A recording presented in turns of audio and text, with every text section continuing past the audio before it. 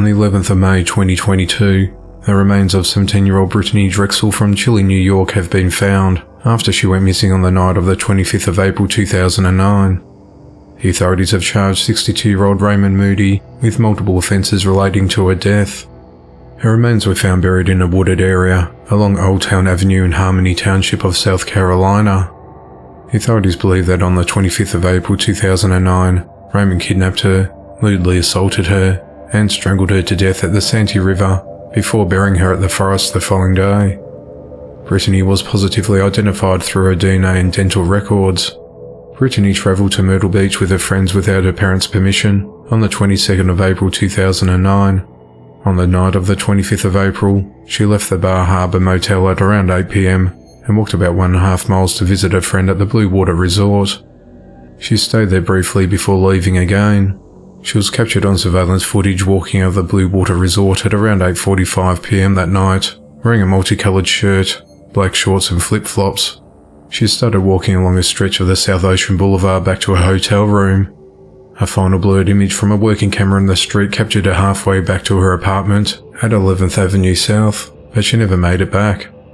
On the 26th of April 2009, Raymond was stopped by police for speeding in Surfside Beach, a town near Myrtle Beach at the time of Brittany's disappearance.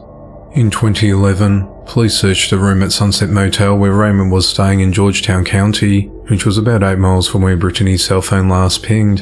In 2012, Raymond was named a person of interest, although no arrests were made at the time. Raymond is a registered offender and spent over 2 decades in prison stemming back to 1983, after he kidnapped and violated a 9-year-old California girl, and he's believed to be responsible for even more offences he hasn't been charged for.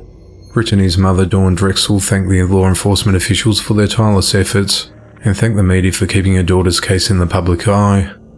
She said, "This is truly a mother's worst nightmare. I'm mourning my beautiful daughter today, as I have for the last 13 years. We're much closer to peace than I've been hoping for." Brittany's father, Chad Drexel, said the news was bittersweet, and acknowledgement that there was more work ahead to bring his daughter's killer to justice. "We have a little more closure than we wanted," he said. "Having faith and hope is what's going to guide us through to the end result." Raymond is held at the Georgetown County Jail without bail, and he's charged with kidnapping, lewd criminal conduct and murder. 34-year-old Stephanie Beard has been arrested and charged with fatally stabbing 71-year-old John Glennon.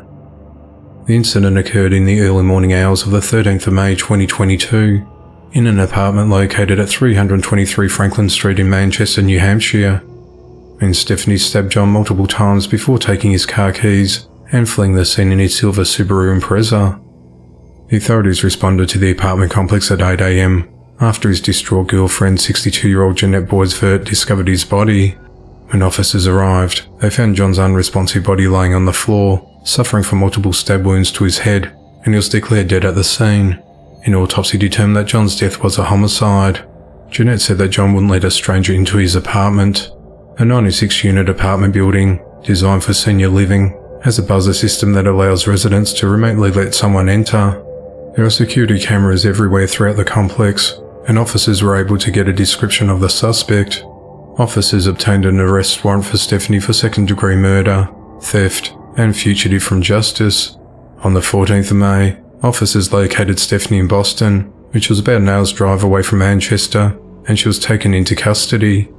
The authorities have been tight-lipped during this early stage of arrest and have not released the motive of the attack or whether John and Stephanie knew each other.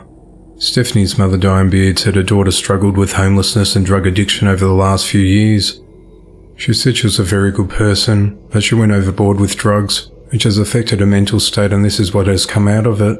Stephanie appeared in a Boston court on the 16th of May, meaning it could take months before she returns to New Hampshire to face the murder charge. The investigation into the matter continues.